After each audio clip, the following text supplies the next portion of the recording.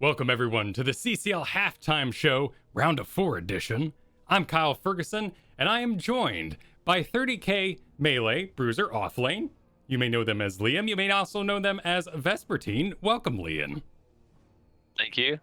Nice to be here. Thanks for the invite. Absolutely. It's nice to talk to you. I have a secret history with you where I had to learn your rel in order to battle you in the original CCL, in which you just picked other things and completely destroyed my noobish Urel. So thank you for that. Yeah, no problem. That was my first introduction to you, but you've been around the scene for a while now, and this is your second CCL. Tell us a little bit about yourself for those who might not be familiar with you. Yeah, so I've been playing HOTS for pretty much since Alpha. I've been playing as long as I can remember.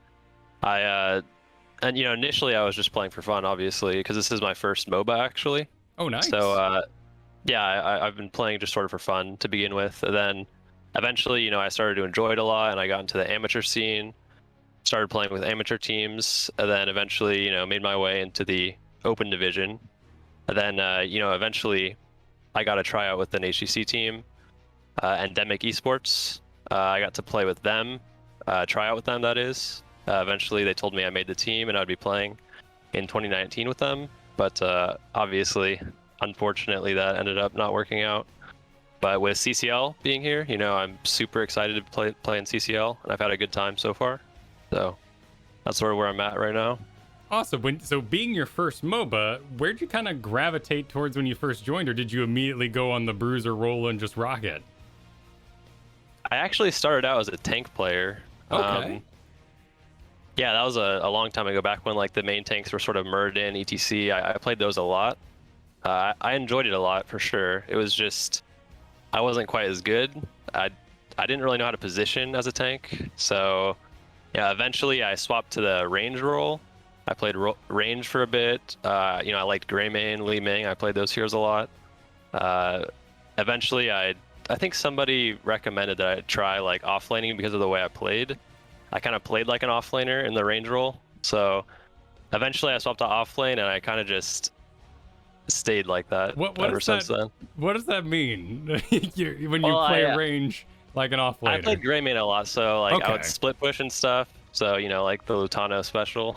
Sure. So okay. I would split push and stuff. So obviously I think offlane was my calling. So I've enjoyed it ever since. Maybe this Greymane should be with the team. However, there's this role you may not have heard of where you get to do what you want. Yeah, exactly. Nice. And did you just grab onto your rel the second she came out, or how did that romance begin? Because frankly, I have no idea how you hit things repeatedly so much. Not so much this season, sadly. Other heroes have taken the meta, but where did that come about? Yeah, so actually, when Urel very first came out, I didn't really like her very much because the way she plays is super clunky at first. It takes I think it takes a long time to get good at Urel. It took me hundreds of games till I finally figured out how to play her well.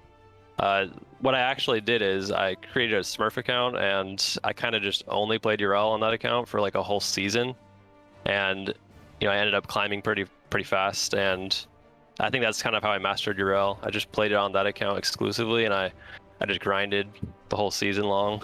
So no secrets to landing Avenging Wraths, but just hundreds of games and practice. Exactly, yeah. It takes a long time to get good at Urel, so I would just say just play as many games as you can of her. Well, a lot of others were on the edge of HGC, but stopped playing entirely and came back later. It seems like you just kind of kept in it. You ended up doing some of the other sort of tournaments around, like Heroes Hype, and just staying involved. Yeah, so I have a lot of friends. I made a lot of friends from this game, and I've been enjoying playing with them. And even though HCC ended up dying, sadly, I wanted to keep in touch. So I enjoyed the game. I kept enjoying it even after the game, died or whatever. But yeah, I still enjoyed it, so I kept playing. Nice. Well, going in through Season 1, you guys do awesome. You get protected by 30k. Now, tell me the story here, what happened, because you guys did Season 1, did pretty good, 5th place, and then just come out swinging in the icebreakers. Did you just not stop practicing until season 2 happened? We definitely took a big break, but when we came back into it, we did practice a lot. So, I think a lot of the games in the icebreaker anyway came down to like drafts, and obviously that early on it's hard for teams to play at their highest level because it's so early. They still need time to develop and stuff. So I wouldn't take too much away from the icebreakers, but I'm glad that we had a good showing there for sure. Well, then you guys enter the first 3 weeks and are just pretty dominant. And around that time, is that where you feel like the other teams kind of got their footing? Yeah, they definitely had a time to grow there, and I would say, personally, the first 3 teams that we played were kind of lower end than the like the high end teams like Simplicity, Storm, obviously, as they are first and second right now. So I forget exactly which teams we played, but I know they weren't considered to be the best. So I think that might have been a bit of a false representation. But I still think we have a really good chance in the playoffs. So I'm looking forward to it. Yeah, it's been a bit of a gauntlet towards the end here. You guys went up, so it was week 3. You guys went up against GG. And then week 4, you get hit by Chili Mountain, who takes you out in 0 or 3-0 for them. But after that, it's just like ongoing and ongoing. You got Simplicity into Wild Heart, which is just a fabulous, awesome series. I recommend anybody go out back to week 6 and enjoy that one. And then for just beautiful story's sake, you end up fighting Storm Esports last week. Who is your opponent this week? Yeah, that game was or that series rather was it was a pretty close series. I think that a lot of the games were a lot closer than they appeared. Maybe. I think drafts are kind of what we're struggling with right now as a team, and I think it kind of showed in that series. But hopefully before playoffs we can clean them up. And let's talk about that last week a little bit, because it was mysterious from a more casual onlooker side. Both teams were dramatically stacked in very different ways, such as game 1, Diva. Is Diva a thing on Sky Temple now? Why did that get picked up for you?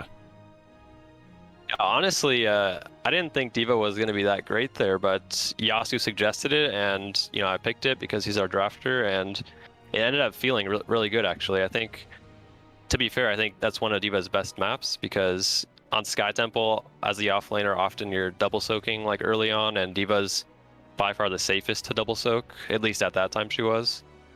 Blaze might be a bit better now because of the buffs and whatnot, but yeah, I think Diva's very good on that map for sure. Yeah, that's a good point. You all have been on a bit of a break, because that last match for you was back on the 19th of June. So how do you prepare? Have you all just been having watch parties in the background while all the other teams play through, taking notes, or what's happening behind the scenes through all of that? Yeah, I mean, so far, obviously, we haven't been playing too much because of Masters Clash. Sure. Well, so, yeah. Congratulations. Yeah, yeah, thank you. Yeah, I'm super proud of my teammates for winning that. That was, congrats to them. But yeah, we haven't been practicing too much. We've just been, I've been playing in-houses personally because they've sort of resurrected this past week. So that's been fun. But yeah, as a team, we haven't been playing too much. So hopefully, this following week before playoffs, we're going to scrim a ton. So that should be a lot of good practice for us.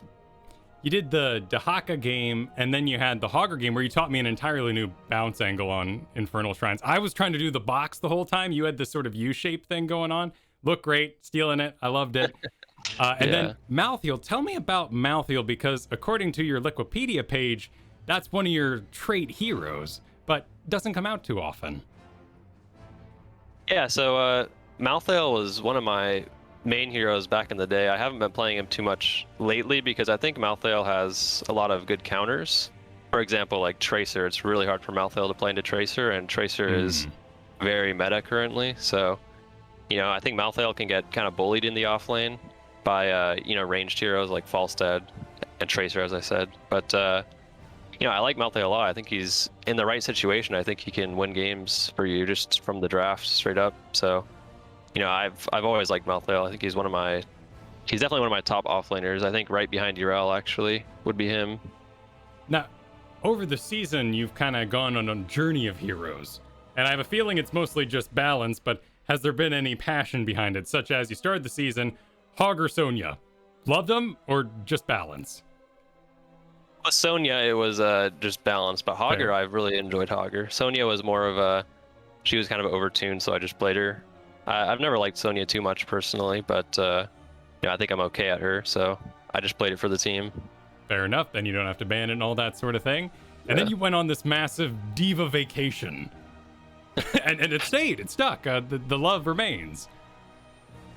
Yeah, Diva is, I think the best part about Diva is that she's so safe. She can't really die to ganks or anything unless you misplay, so, I think we just pick her when we want a safe offlaner that can double soak efficiently. I think that was before the nerfs came in, though. The nerfs hurt her pretty bad, but before the nerfs, yeah, she was super good, I think. And then I think you're responsible for the outbreak of Dahaka in Storm League. With Dark Swarm build every time. Yeah, I've it's actually a funny story there. I used to go at level 1 tissue regeneration. I used to go that pretty much all the time, and then I kind of just like changed to the W level 1 because I noticed that the duration increase paired with the level 7 CDR actually is a big difference. And on top of that, obviously the 50 spell armor is obviously really nice. It's kind of like old Dauntless in a way that had 50 armor, 50 physical armor. It's just spell armor instead, which, a lot of people don't pick that talent when there's not like trademark mages or something. But I think, spell armor, regardless of who you're playing against, there's going to be spell damage in the game all the time. And I think, spell armor level 1 is just permanently having 50 armor is really, really impactful, I think. So that's the build I've always gone. I think it's super good. I hope other people start picking it more. There we go. The new Dauntless. Yeah. You said it. It's the new Dauntless. Yeah, exactly. Yeah. Must do. Y'all are coming up against your match versus Storm. Anything you'd like to share? Anything the audience should be looking out for? Any plans? Not yet, obviously, because we still have to, practice this whole week ahead of us. Because as I said, Masters Clash, we've kind of been taking a break, but I'll just say we're going to get revenge. That's all I'll say. Nice. Any shout outs you'd like to do here at the end? Hey, just shout outs to, my team, to 30K, to Michael Udall being a great org owner. And shout out to you for having me here. Well, thank you. And thank you to everybody watching at home and joining us for this round of 4 as we enter it, heading towards the finals. Enjoy the show.